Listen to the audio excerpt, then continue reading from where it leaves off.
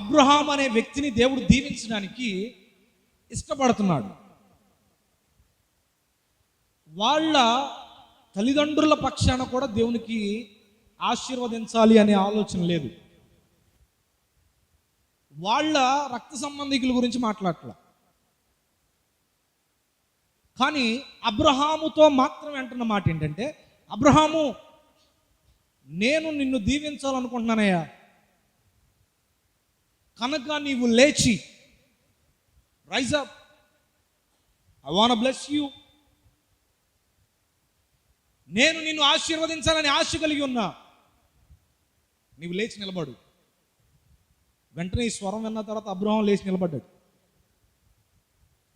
లేచి నిలబడిన తర్వాత, ఆహా, ఎంతవరకు మా ఊరిలో నేను ఏదో ఉన్నానంటే ఉన్నానట్టుకున్నాను, ఇప్పుడు నేను దీవించబడబోతున్నా. ఎవరితో? దేవుడైన యెహోవాయే నన్ను దీవించాలనుకుంటున్నాడు.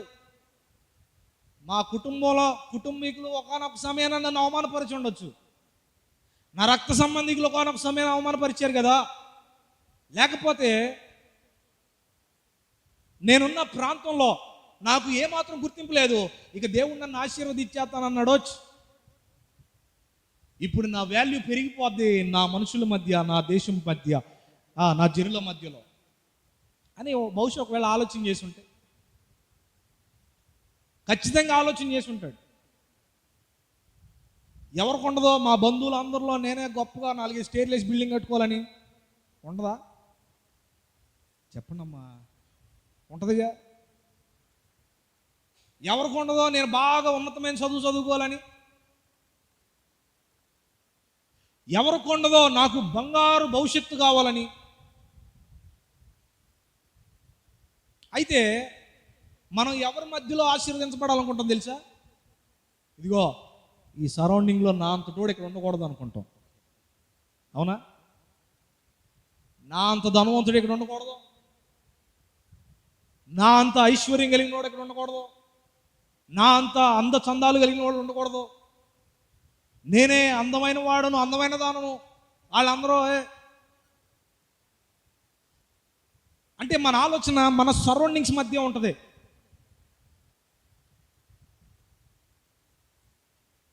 ఒక ఆయనంట, ఒక వ్యాపారవేత్త ఒక అతన్ని గమనిస్తున్నాడు. అతని దగ్గర పనిచేసే ఆయన ఉన్నాడు. అతని దగ్గర పనిచేసే ఆయన రోజు 3 రూపాయలు లేకపోతే 5 రూపాయలు టీ తాగుతూ ఉంటాడు. ఎవరో? ఓనర్ ఎంత తాగుతాడంట? ఒక 5 రూపాయలు లేకపోతే 10 రూపాయలు టీ తాగుతాడు. ఆయన కింద పనిచేసేవాడు మాత్రం కాఫీ కేఫ్లోకి వెళ్ళి 100 రూపాయలు ఇచ్చి కాఫీ తాగుతాడు. ఇది రోజు గమనిస్తున్నాడు ఆయన. ఈ ఓనర్ గారు గమనిస్తున్నాడు ఆయన. గమనిస్తూ అంటున్నాడు కదా, నేను ఓనర్ని, నా దగ్గర నువ్వు పనిచేసేవాడివి, నాకు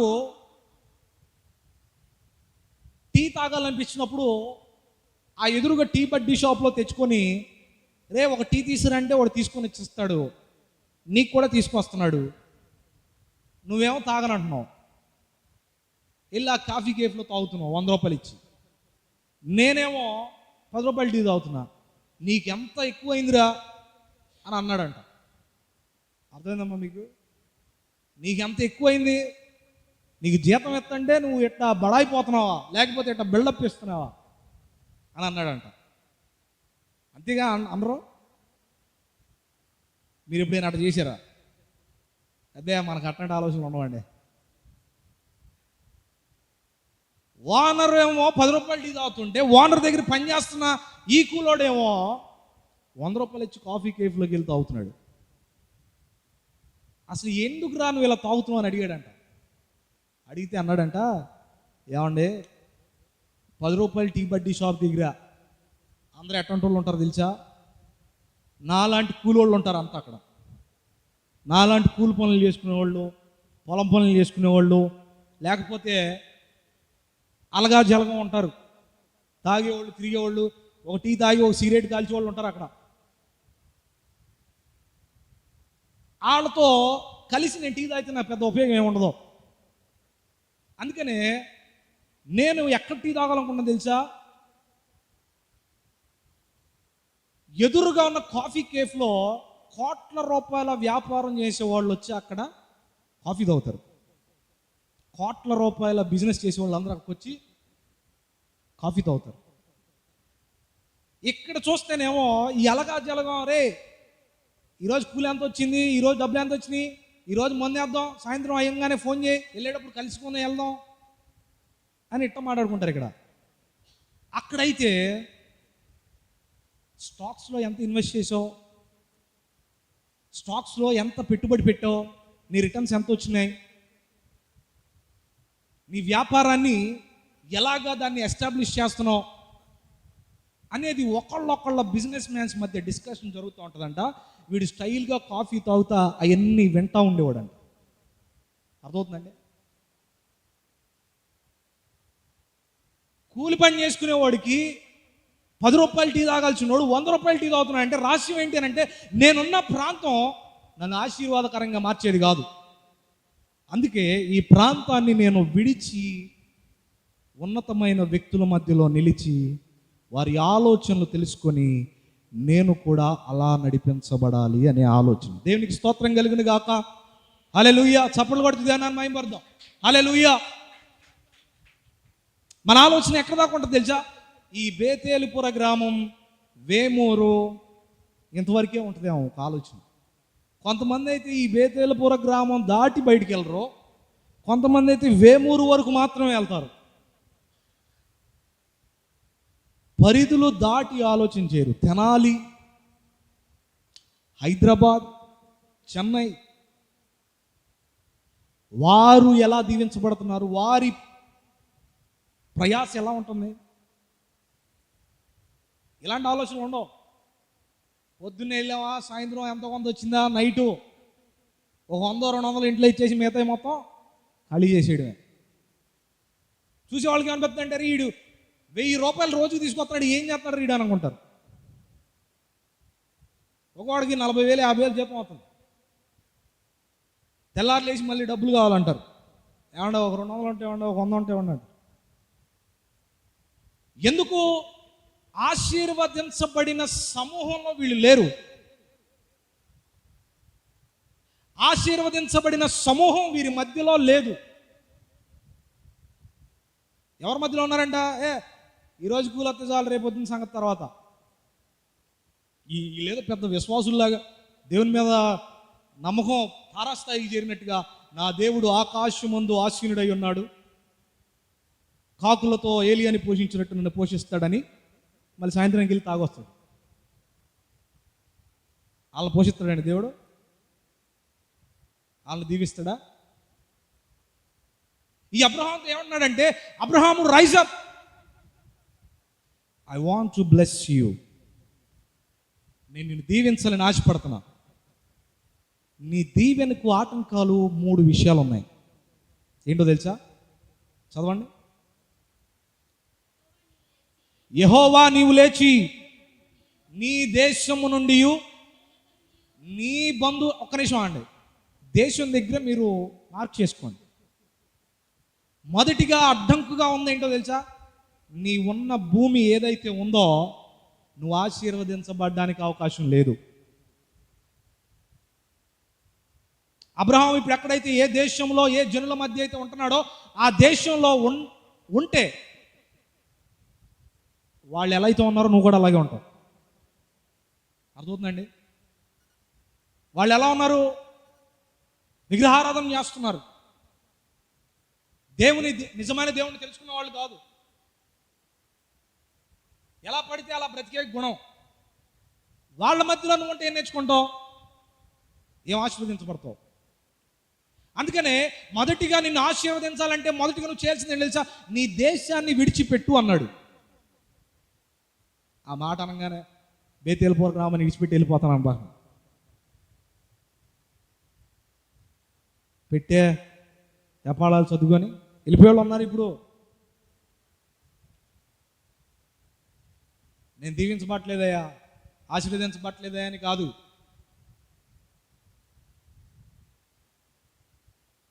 ఈ కుటుంబంలో నేను ఉండలేనయ్యా వెళ్ళిపోయే వాళ్ళు ఉన్నారు కొంతమంది.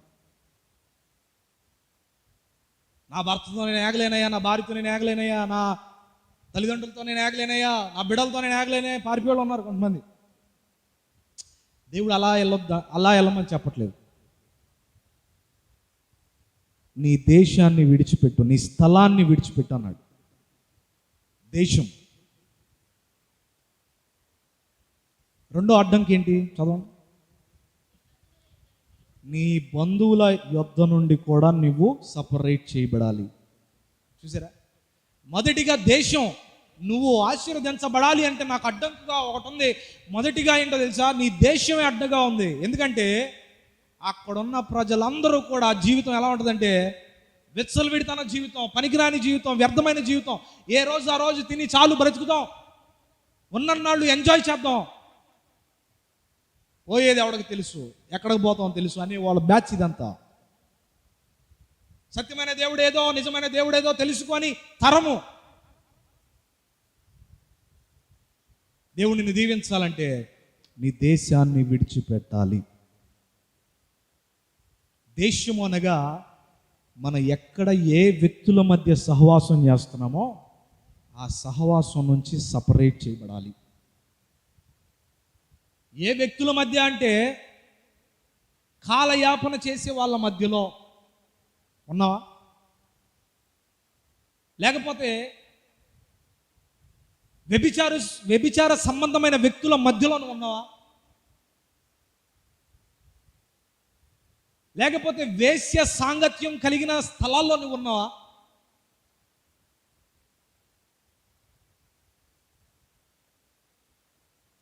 ఆ ప్రాంతాన్ని విడిచిపెట్టు, ఆ ప్రాంతాన్ని విడిచిపెట్టు. నేను ఉద్యోగం చేసే దినాల్లో ఆయా ప్రాంతాల్లో వెళ్తూ వస్తూ ఉండేవాడిని. వస్తూ ఉన్నప్పుడు ఒక్కొక్కసారి బాగా ఆలస్యం అయిపోతుంది. ఆలస్యం అయిపోయినప్పుడు ఆ బస్ స్టాండ్స్ దగ్గర బయట కొన్ని ప్రాంతాలు, భయంకరమైన ప్రాంతాలు ఉంటాయి. విపరీతమైన వ్యభిచార సంబంధమైన ప్రాంతాలు ఉంటాయి. అక్కడికి వెళ్ళిన వారందరూ కూడా ఏమవుతారంటే ఆ స్థలాల్లో కూరుకుపోతారు. ఆ స్థలాల్లో ఏమవుతారు తెలుసా, కూరుకొని పోతారు. నాకు సంబంధించినటువంటి తెలిసిన వ్యక్తి, అంటే బాగా తెలిసిన వ్యక్తి కాదు, నాతో నేను చేస్తున్న ఆఫీస్లో ఒక టీ కాఫీ అందించే వాచ్ బాయ్, అతడు అంటాడు, అయ్యా నేను ఆ స్థలంలోకి ఎప్పుడో ఒకసారి వెళ్ళాను, ఇక అలవాటు అయిపోయింది, నాకు ఆ స్థలం అలవాటు అయిపోయింది.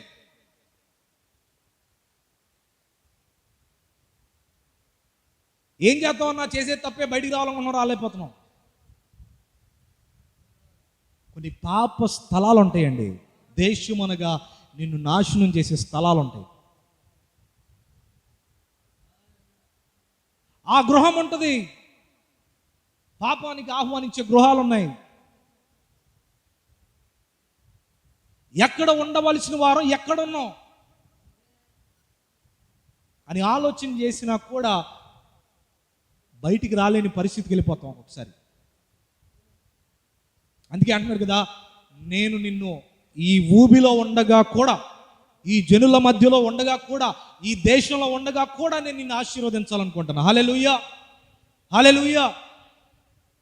ఈరోజు నాకు తెలీదు ఏ ప్రాంతంలో మనం ఆ పాపం అనే స్థలాల్లోకి వెళ్ళిపోయి అలవాటుగా మార్చుకున్నామో, పాపం అనే స్థావరాల్లో నివాసం చేస్తున్నామో, పాపం అనే ప్రదేశాల్లో బ్రతుకు కొనసాగిస్తున్నామేమో. హలో, దేవుడు నిన్ను దీవించాలని ఇష్టపడుతున్నాడు. ఎప్పుడో నీవు బయటికి రావడానికి ఇష్టపడితే. దేవునికి స్తోత్రం కలుగును గాక. హల్లెలూయా. దేవుడు నిన్ను ఆశీర్వదించాలని ఉన్నతమైన ప్రణాళికలు కలిగి ఉన్నాడు. దేవుడు నిన్ను విడిచిపెట్టేయాలి, కానీ ఆ ప్రదేశాల్లో నీ జీవితం కొనసాగిస్తున్నా నేను నిన్ను దీవించాలని ఆయన ఆశ. దేనికి స్తోత్రం కలిగిన గాక. ఈరోజు యేసు నామమున అటువంటి స్థలాల్లో నుంచి మనము, మన బిడ్డలు, మన బిడ్డల బిడ్డలు ఎప్పటికీ కూడా స్థలాల్లో చేరకుందురు గాక. హల్లెలూయా. ఒకవేళ ఆ స్థలాల్లో కాపురం చేస్తున్న మన నీ బిడ్డలు ఎవరైనా ఉంటే యేసునామమున నా దేవుడు వారిని చేయి పట్టుకుని బయటికి తీసుకొని వచ్చును గాక. ఆమె ఈ మైక్ అనే శబ్దం ద్వారా ఎంతమంది అయితే ఆలకిస్తున్నారో, ఒకవేళ మీ బ్రతుకులు అలాంటి స్థలాల్లో కూరుకుపోయి ఉన్నాయేమో, మీరు బయటికి రావాలని ఆశ కలిగి ఉన్నా కూడా రాలేకపోతున్నారేమో, నాకు తెలీదు. దేవుడు ఈ మాటలు నేను సిద్ధపడలేదు, కానీ దేవుడు మనతో మాట్లాడుతున్న మాట, నా దేవుడు నిశ్చయంగా మిమ్మల్ని బయటికి తీసుకొని వచ్చును గాక. హల్లెలూయా, హల్లెలూయా. మొదటిగానేమో దేశం నుంచి రావాలి, రెండవదేమో బంధువుల యొద్ద నుంచి రావాలంట. బంధువులు అడ్డంగా ఉన్నారు? ఎందుకో చెప్పనా? ఈ రోజుల్లో నీ నాశనం కోరుకునేది పక్కింటోడో, ముందింటోడో, వెనకింటోడో కాదు, కానీ నీ రక్త సంబంధులే నిన్ను నాశనం చేయాలని చూస్తున్నారు ఈ రోజులు. ఎంతమంది తెలిసి ఈ విషయం? అవునా కాదు? మన రక్త సంబంధికులే మన నాశనం చూడాలని ఎదురు చూస్తున్న దినాలు ఇవి. ఒకవేళ మీకు ఎలాంటి వాళ్ళు లేరా? రక్త సంబంధికులు మీ ఆశీర్వాదాన్ని ఓచుకునే విధానం ఉంటుంది వాళ్ళకి? ఉండదు.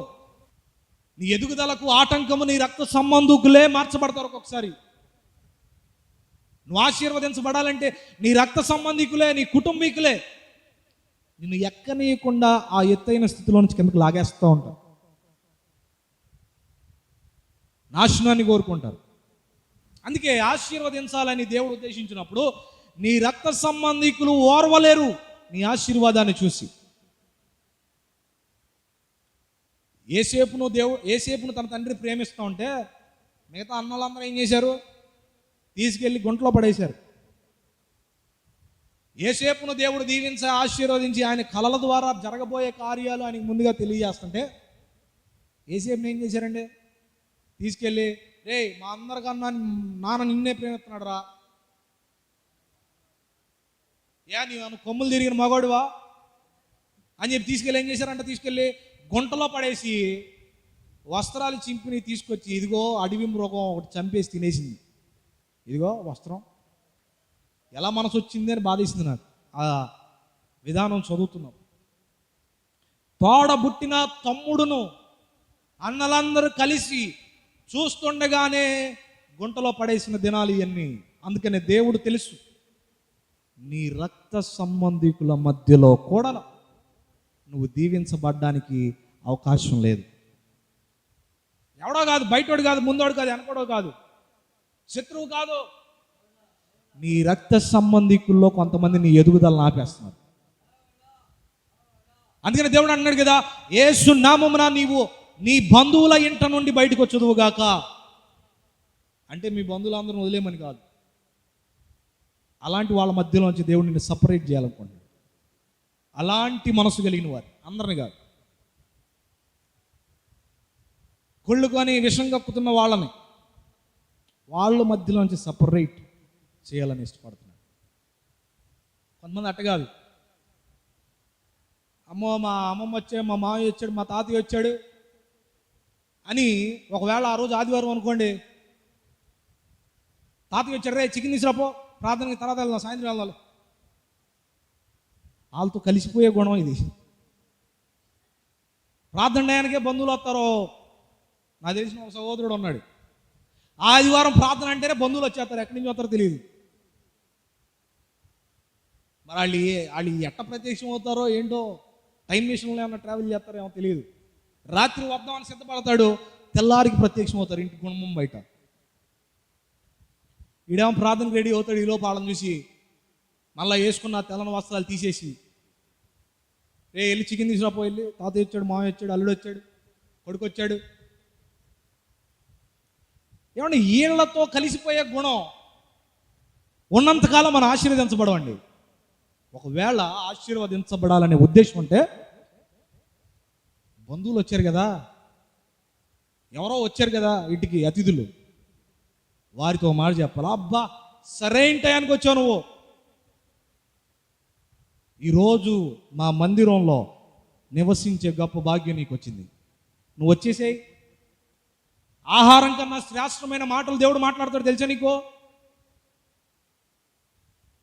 నీతో నాతో సమయం గడిపితే పెద్ద ప్రయోజనం ఉండదు, ఆయనతో సమయం గడిపే అవకాశం వచ్చింది కనుక రా వెళ్దాం అని తీసుకొచ్చే విధానం ఉంటే ఆశీర్వాదం నీ చేతికి అప్పగించబడుతుంది. దేనికి స్తోత్రం కలిగిన గాక. హల్లెలూయా.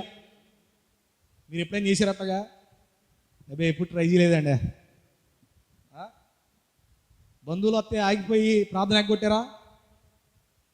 లేదా? దేవునికి స్తోత్రం. బంధువులు, రక్త సంబంధికులు దేవుడు విలువ ఇవ్వద్దు అని చెప్పలేదు, అది కలుగ చేసేది దేవుడే. కానీ నీ బంధుత్వం, నీ ప్రేమ, నీ ఆప్యాయతలు అన్నీ కూడా దేవునికి అడ్డుగా రాకూడదు. నీకు దేవునికి మధ్య సంబంధానికి అడ్డుగా రాకూడదు. ఒకవేళ వస్తే అక్కడ నుంచి రావాల్సిన దీవెన ఈ బంధువుల రూపంలో ఆగిపోద్ది, ఈ రక్త సంబంధికుల రూపంలో ఆగిపోద్ది. అందుకని మనం ఏం చేయాలంట, నీతో కూడా వచ్చిన బంధువులనైనా రక్త సంబంధికులైనా శ్రేయభిలాషులు ఎవరైనా కూడా సరైన టయానికి వచ్చావు, ఆయన సన్నిధిలో గడుపుతాం ఆనందంగా. రా, ఎంత బాగుంటుందో తెలుసా అని తీసుకుని రావాలండి. నేను రాలేలో పొద్దునంత ప్రయాణం చేయొచ్చాను, నేను ఉంటాను, నువ్వు వెళ్ళిరాపో అని మొహాటం పెడి మొహం చిన్నబుచ్చుకుంటే ఏం పట్టించుకోవసరం. వచ్చినోడు నీకేమన్నా దేవుని దగ్గర నుంచి వరాలు తీసుకొచ్చి నీ సంచిలో పోగేసి ఇంట్లో ఇచ్చి వెళ్తాడా వెళ్ళేటప్పుడు? అంటే దేవుని ఉద్దేశం ఏంటంటే, దేవునికి అభ్యంతరంగా ఉన్న వ్యక్తులను దేవుడు ఏం చేస్తున్నాడంట, వారి మధ్యలో నుంచి నువ్వు బయటకు వస్తే నేను ఆశీర్వదిస్తానంటున్నాడు. ఈరోజు ఆ ఊబి కూడా, ఈ రక్త సంబంధికులనే ఊబి కొంతమంది పడిపోయారు దాంట్లో, అందుకే వారి ఎదుగుదల లేదు. అందుకే దేవుడు అనుకుంటున్నాడు కదా, నీ బంధువుల మధ్యలో నుంచి కూడా నువ్వు బయటికి రా, అసలు నిన్ను ఎలాగా దీవిస్తాను, నీవే ఆశ్చర్యపోనట్లుగా నేను దీవిస్తా. చూసుకున్నాడు వెనకాల బంధువుల వైపు చూసుకున్నాడు. ఈ బంధువులను చూస్తే వీళ్ళందరూ నిజమైన దేవుడు ఎవడో తెలియదు, వీళ్ళకి ఆరాధన అంటే ఏంటో తెలియదు, ప్రార్థన అంటే ఏంటో తెలియదు, దేవుడు అంటే ఏంటో తెలియదు, వీళ్ళ మధ్యలో ఉన్నాను నేను, వీళ్ళ వల్ల నాకు ఉపయోగం లేదు, దేవుడు నన్ను దీవిస్తాను అంటున్నాడు అని చెప్పి మొదటిగా దేశం విడిచిపెడతామంటే విడిచిపెడతానయ్యా అన్నాడు. మళ్ళా బంధువులు అనేసరికి కొంత బాధ అనిపించినా ఒకసారి వెనక్కి తిరిగి చూసుకున్నాడు, వీళ్ళ వల్ల నాకు ఆత్మీయ ఎదుగుదల, ఆత్మీయ ప్రయోజనం, మేలైన కార్యం ఏమందంటే లేదు. సరే ప్రభువా, నన్ను పిలిచిన దేవుడు, నువ్వు గొప్ప దేవుడు, ఈ బంధువులు ఉంటే ఏంటి పోతే ఏమంటే, బంధువులు ఏం బంగారం ఉన్నప్పుడు ఉంటారు, డబ్బు ఉన్నప్పుడు ఉంటారు, వీళ్ళ ప్రేమ వేస్ట్. సరే బంధువులు కూడా వదిలేసి చేత, బంధువులు కూడా వదిలేసి. ఇక చివరిగా మూడవది, చాలా పెద్ద సబ్జెక్ట్ ఇది, సమయం లేదు కాబట్టి ముందుకు వెళ్ళిపోతాను, అయిపోయింది, చివరి పాయింట్ మాట. నీ తండ్రి ఇంటిని కూడా వదిలేసి వచ్చేయి. ఇదేంటండి బాబు, ముందేమో దేశం అన్నావు, రెండోదేమో బంధువులు అన్నావు. సరే ఉన్నది ఒక్కగానొక్క ఇల్లు ఉంది, దాన్నన్నా అద్దెకిచ్చుకొని నెల నెల డబ్బులు ఫోన్పే చేయించుకుంటే ఓ డబ్బులు వస్తాయి కదా. ఈ రోజుల్లో మాట్లాడే మాట, మీరు ఏదైనా పనులకు వెళ్ళిపోయినప్పుడు ఇల్లు ఖాళీగా ఉందంటే అద్దెలకి ఇచ్చి వెళ్తారా? అద్దెలకి ఇచ్చి నెల నెల ఎద్దొస్తుంది ఎంతో కొంత అని. తన తండ్రి నిర్మించిన ఇల్లు, కలల ఇల్లు వదిలి రావాలంటే ఆషమాషి కాదు. నేను సేవకి సువార్తకి ఆయా ప్రాంతాల్లో వెళ్తూ ఉంటాను కదా, హైదరాబాద్ అని, చెన్నై అని, ఇటేమో చాలా దూర ప్రాంతాలకు ఒక్కొక్కసారి వెళ్తూ ఉంటాను 2-3 రోజుల దాకా. ఇంటిలో ఉన్న కంఫర్ట్ బయట ఉండదు, ఇంటిలో ఉన్న వసతులు బయట దొరకవు మనకి. అవన్నీ అడ్జస్ట్ అవ్వాలి అని అంటే దేవుని మనసు ఉంటేనే అడ్జస్ట్ అవ్వగలుగుతాం. ఎవరి గృహం వారికి కంఫర్ట్ ఉంటుంది, కానీ దేవుడు అంటున్నాడు తెలుసా, నీ కంఫర్ట్ జోన్ అయిన ఇల్లును కూడా వదిలేసి రావాలంటున్నాడు. ఇదేంటంటే బాబు, నువ్వు దీవెత్తావంటే రోడ్డు మీద పడేసేటట్టున్నావు, పేరుకేమో దీవెత్తానంటున్నావు, మొదట దేశాన్ని వదిలేమన్నావు, రెండోది బంధువులు వదిలేమన్నావు, మూడోది ఉన్న ఒక్కగానొక్క ఇల్లు కూడా వదిలేమన్నావు. రోడ్డు మీద పడేస్తావా నన్ను, నా బిడ్డల్ని, నా భార్యని? అప్పటికి బిడ్డలేదు నేను. మీరైతే వెళ్తారా చెప్పండి? ఈరోజు దేవుడు పిలిచి, అమ్మ విజయమ్మ నువ్వు బయటకు వస్తావు అంటే, అమ్మ కుమారి నువ్వు బయటకు వస్తావు అంటే రాలేం. ఇవన్నీ వినటానికి బాగుంటాయి, కానీ ప్రాక్టికల్గా చేసే విధానం ఉంటేనే దేవుని ఆశీర్వాదాలు మనం పొందుకోగలుగుతాం. ఏంటి ఆ ప్రాక్టికల్ విధానం అంటే, దేవునికి నీకు అభ్యంతరంగా, నీ ఎదుగుదలను ఆపడానికి అభ్యంతరంగా ఉన్న వాళ్ళని నీవు విడిచిపెట్టడం ఆశీర్వాదం. దేనికి స్తోత్రం కలిగిన గాక. హల్లెలూయా. ఇంటిని వదిలేసేయాలి. ఇంటిలో ప్రతి అవసరానికి తగ్గట్టుగా డిజైన్ చేసుకున్న ఆ ఇల్లును వదిలిపెట్టి రావాలి అని అంటే అతనికి ఏమనిపించింది తెలుసా?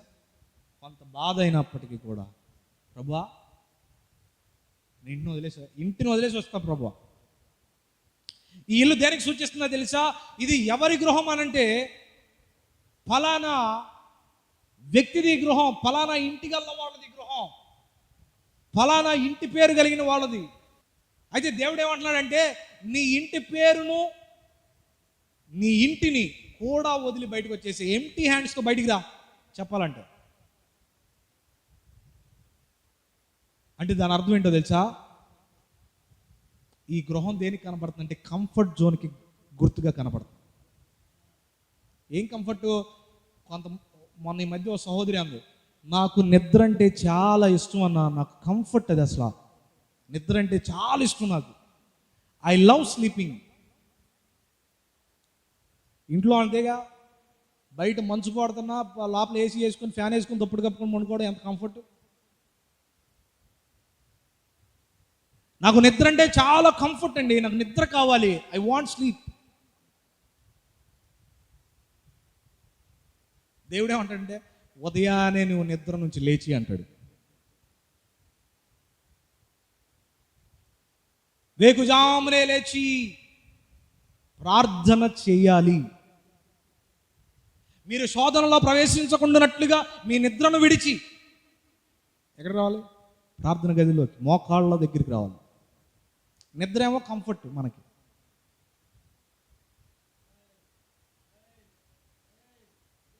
మోకరించి ప్రార్థించాలంటే మనకి కాళ్ళు నడుము సహకరించదు. మనకి కంఫర్ట్ ఏంటంటే నుంచొని ప్రార్థన చేయడం, కూర్చొని ప్రార్థన చేయడం. కానీ అపోస్తలులు యేసుక్రీస్తు ప్రభువు వారు ఏం చేశారు? మోకరిల్లి ప్రార్థన చేశారు. నువ్వు మోకరిల్లి నీ కంఫర్ట్ని విడిచిపెట్టి మోకరిల్లు. గృహం అనగా ఇన్ని రకాలు ఉంటాయి. శుభ్రంగా దుప్పటి కప్పుకొని పడుకోవచ్చు. రెండోది, కావాల్సింది తిని ఎక్కడ నడుము వాల్చాలో అక్కడ నడుము వాల్చవచ్చు, ఎక్కడ కూర్చొని టీవీ చూడాలో అక్కడ టీవీ చూడవచ్చు, పడుకొని టీవీ చూడవచ్చు. నీ కంఫర్ట్ జోన్స్ ఉండకూడదు. ఇక నీవు దీవించబడాలి అని అంటే, నీవు ఆశీర్వదించబడాలంటే నీకు అనుకూలంగా ఉన్న పరిస్థితులు కాదు, అనుకూలమైన పరిస్థితులు దాటి, కుటుంబాన్ని దాటి, బిడ్డలను దాటి, బిడ్డలందరిని నిద్రకేసి, బిడ్డలందరికి ఆహారం పెట్టి, భర్తకు ఆహారం పెట్టి పక్కకు వచ్చి కూర్చొని నువ్వేం చేయాలి తెలుసా? ఆకాశమందున్న దేవునితో నీవు సహవాసం పెంచుకోవాలి. హల్లెలూయా. కొన్నిసార్లు విడిచిపెట్టుట మంచిది.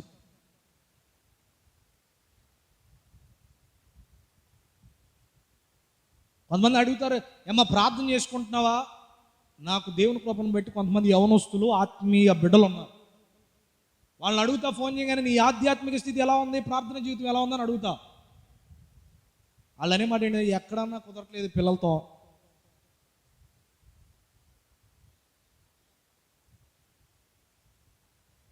ఎక్కడన్నా పిల్లలతో కుదరట్లేదు, పొద్దునెళ్ళి సాయంత్రం మాత్రం కుదరట్లేదు. ఇవన్నీ ఏంటి? వారి వారి అవసరతలకు తగిన పనులు చేసుకొని సర్వోన్నతమైన దేవునితో మమేకమయ్యే సమయానికి దూరంగా ఉంటున్నారు. వాళ్ళకు అనుకూలమైన పనులు చేస్తున్నారు. దేవునితో గడిపే విధానం అనుకూలం కాదు వాళ్ళకి. అందుకే ఆశీర్వాదం చూడరు. అర్థమవుతుందండి? కొన్నిసార్లు విడిచిపెట్టాలి. కొన్నిసార్లు విడిచిపెట్టాలి. ఏంటో తెలుసా? ప్రభు కూడా ఒక మాట అంటున్నాడు. ఆ మాట చెప్పి నేను ముగించేస్తాను. చూడండి, మత్తయి సువార్త 19:29 వాక్యాన్ని నేను చదివి ముగించేస్తాను. నా నామము నిమిత్తము అన్నదమ్ములనైనా, అక్క చెల్లెళ్ళనైనా, తండ్రినైనా, తల్లినైనా విడిచిపెట్టి, పిల్లలనైనా కూడా, భూమినైనను కూడా ఇళ్ళనైనను కూడా విడిచిపెట్టి ప్రతి వాడు 100 రెట్లు ఇవన్నీ విడిచిపెట్టిన వాడికి ఏమవసరం తెలుసా? 100 రెట్ల ఆశీర్వాదం దేవుడు కుమ్మరిస్తానన్నాడు. దేవునికి స్తోత్రం కలిగింది కాక. ఎగ్జాక్ట్గా అబ్రహాముతో మాట్లాడిన మాట ఇక్కడ యేసుక్రీస్తు ప్రభుల వారు పలుకుతున్న మాట ఒకటే. హల్లెలూయా. యేసుక్రీస్తు ప్రభుల వారు అన్నారు తెలుసా, నిన్ను ఆశీర్వదించాలంటే నీకు అభ్యంతరంగా ఉన్న జనులను, అభ్యంతరంగా ఉన్న దేశమును, అభ్యంతరంగా ఉన్న కుటుంబాలను విడిచిపెట్టి నా దగ్గరికి వస్తావా? ఖచ్చితంగా నేను నిన్ను ఆశీర్వదిస్తాను. ఖచ్చితంగా నేను నిన్ను ఆశీర్వదిస్తాను. తర్వాత భాగం వచ్చే వారం మనం మాట్లాడుకుందాం. దేవుడు అంటున్నాడు కదా, లేచి నిలబడదాం. ఈరోజు దేవునికి నీకు అభ్యంతరకరమైన విషయాలు 3. లేచి నిలబడదాం, అందరం కలిసి ప్రార్థన చేసుకుందాం. హల్లెలూయా. ఈరోజు దేవునికి నీకు మధ్య ఈ 3 నీ ఎదుటిగా నిలబడ్డాయి. ఏమంటున్నారో తెలుసా? మొదటిగా నీ దేశాన్ని విడిచిపెట్టు. మొదటిగా నీ దేశాన్ని విడిచిపెట్టు. రెండవదిగా నీ బంధువుల్ని విడిచిపెట్టడానికి ప్రయత్నించు. అవసరమైతే నీతో కూడా వారిని ఆయన సన్నిధిలోనికి తీసుకొచ్చే ఆలోచన ఇక నుంచి నీవు కలిగి ఉండాలి. ఈ వాక్యం ఏదో చెప్పాలి కదా అని చెప్పట్లేదు, కానీ ఈ వాక్యం నేను సిద్ధపడలేదు. నేను చెప్తున్నాను, నేను సిద్ధపడలేదు. ప్రభువా వీళ్ళతో మాట్లాడండి, మా అందరితో మాట్లాడండి అని తీయగా ప్రభు ఇచ్చిన ప్రేరేపణతో మాట్లాడుతున్నాను. అబ్రహామును దీవించాలని ఇష్టపడ్డ దేవుడే ఈ మందిరంలో చేరి ఉన్న నిన్ను కూడా దీవించాలని ఇష్టపడుతున్నాడు. ఈ మందిరంలో చేరి ఉన్న నా ప్రియ సహోదరి సహోదరులరా, దేవుడు నిన్ను దీవించాలని ఉద్దేశించాడు. నీ రక్త సంబంధికుల మధ్యలో నుంచి, నీ ఉంటున్న గ్రామంలో నుంచి, నీ వింటున్న ఆ ఇంటి నుంచి దేవుడు నిన్ను దీవించాలని ఇష్టపడుతున్నాడు. ఆ వ్యాపారవేత్త దగ్గర పనిచేస్తున్న తన దాసుని అంటున్నాడు కదా, అయ్యా వీరితో కలిసి నేనుంటే నేను దీవించబడలేను, అందుకే వీరిని విడిచి ఆశీర్వదించబడిన వారి మధ్యలో నేను ఉంటున్నాను, వారి ద్వారా నేను దీవించబడతాను అని ఆ పనివాడు తెలుసుకొనినట్లుగా ఈరోజు నీ జనుల మధ్యలో నీవు దీవించబడలేవు. నిన్ను, నీ ఎదుగుదలను పతనం చేయాలని చూస్తున్న రక్త సంబంధికుల మధ్య నీవు దీవించబడలేవు.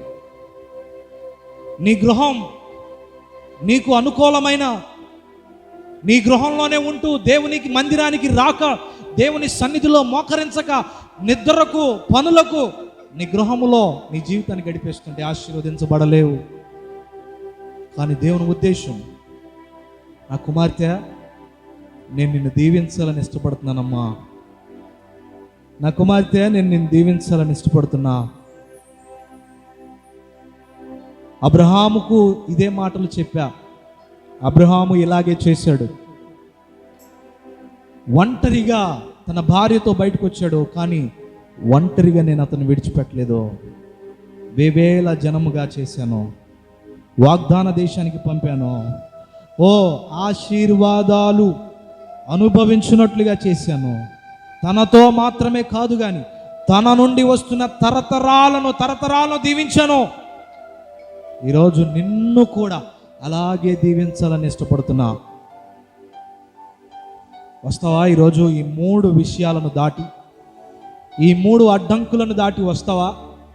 ఎంతమంది వస్తాను అని తమలో తాము నిర్ణయించుకున్నారో ఒకసారి మీ హస్తాలు ఆకాశం వైపు చాపండి. నేను మీ కొరకు ప్రార్థన చేస్తాను. ఈ మైక్ అనే శబ్దం ద్వారా ఎంతమంది ఆలకిస్తున్నారో ఈ ప్రార్థనలో ఏకీభవించండి. ఈ 3 విషయాలు ఆటంకంగా ఉన్నాయి. ప్రభువా, ఈ 3 విషయాలు ఆటంకంగా ఉన్నాయి అయ్యా. ప్రేమించిన వారు ఆటంకం అయిపోయారు. ఇదిగో అతన్ని ప్రేమించాను, అతని వలన నీ సన్నిధిలోకి రాలేకపోతున్నా. అతడు రాకమునుపు నా ప్రార్థన జీవితం బాగుంది, ఆమె రాకమునుపు నా ఎదుగుదల బాగుంది, ఆ కుటుంబం నా దగ్గర రాకమునుపు నేను ఎంతగానో ఆధ్యాత్మికంగా దీవించబడ్డా, కానీ ఇప్పుడు వీరు అడ్డంగా ఉన్నారు. ఎప్పుడైతే నా యొద్దకు వచ్చారో నీకు నాకు అడ్డుగా మారిపోయారయ్యా, ఈ అడ్డుగోడను తప్పించండి. ఆ ఇంటిని విడిచిపెట్టి, ఆ కంఫర్ట్ జోన్ని విడిచిపెట్టి, కష్టమైనా కూడా ఇష్టంగా నీ పని, నీ సన్నిధిలో మోకరిల్లే కృప దయచేయండి. నిద్రను విడిచే కృప దయచేయండి. వేకుజామునే నీ సన్నిధిలో మొరపెట్టుకునే గొప్ప భాగ్యం దయచేయండి అయ్యా. ఆ పాప స్థలాల్లో నా జీవితం గతించిపోతుంది అయ్యా. నా కుమారుడి జీవితం గతించిపోతుంది, నా కుమార్తె జీవితం గతించిపోతుంది. దయచేసి దయచేసి దయచేసి అబ్రహామును దీవించిన దేవా, నా కుమారుని నా కుమార్తెను కూడా ఆ పాప స్థలాల్లో నుంచి బయటకు తీసుకురాయ్యా, ఆ పాప ఊబిలో నుంచి బయటకు తీసుకురాయ్యా, ఆ పాప జీవితం నుంచి బయటకు తీసుకురాయ్యా అని ప్రార్థిస్తుండగానే నా దేవుడు నీ ప్రార్థన ఆలకించబోచున్నాడు. హల్లెలూయా. ఈరోజు మన దేవుడు ఈ 3 ఆటంకాల నుంచి మనలను, మన బిడ్డలను, మన కుటుంబాలను దేవుడు వేరుపరచి అబ్రహామును దీవించినట్లుగా నిన్ను నన్ను దేవుడు దీవించునుగాక. మన గ్రామాన్ని దీవించునుగాక, మన సంఘస్థులను దీవించునుగాక, సంఘ పెద్దలను దీవించునుగాక. ఉదయకాల సమయంలో ప్రభు ఎంతమంది అయితే హస్తాలు పైకి చాపారో ప్రతి ఒక్కరిని మీరు జ్ఞాపకం చేసుకుని వారి పక్షాన విజ్ఞాపన చేస్తున్నాం. మీ దాసునిగా వారితో మీరు మాట్లాడారు నాయన, మా అందరితో మీరు మాట్లాడారు. ఇంకా మేము ఏం విడిచిపెట్టాలో, ఇంకా విడిచిపెట్టకూడని ఏవి మాలో ఉన్నాయో దయచేసి ప్రభువా ఈ ఉదయకాల సమయం విడిచిపెట్టే గొప్ప శక్తి మాకు అనుగ్రహించు. నా కుమార్తె, నా కుమారుడా, నీవైతే విడిచిపెట్టలేవు, కానీ విడిచిపెట్టాలనే ఆశ ఉందయ్యా, కానీ నేను చేయలేకపోతాను, నాకు సహాయం చేయి ప్రభు అంటే నిశ్చయంగా నా దేవుడు నీకు సహాయం చేస్తాడు. నీవు విడిచిపెట్టలేని కార్యాలను నా దేవుడు విడిచిపెట్టే శక్తిని ఇస్తాడు. అప్పుడు నీ వాగ్దాన దేశానికి నడిపించబడతావు, నీవు దీవించబడతావు, ఆశీర్వదించబడతావు. ఆశీర్వాదాలు అలవాటుగా మారిపోతాయి. ఆయన మేలులు పొందుకున్నట్టు అలవాటుగా మారిపోతుంది.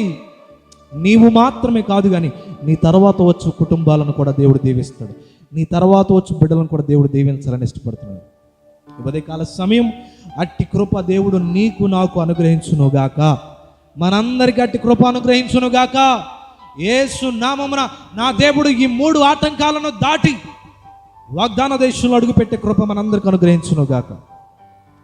దేవుడి వాక్యం మన వెనుకల్లో దీవించి ఆశీర్వదించునుగాక.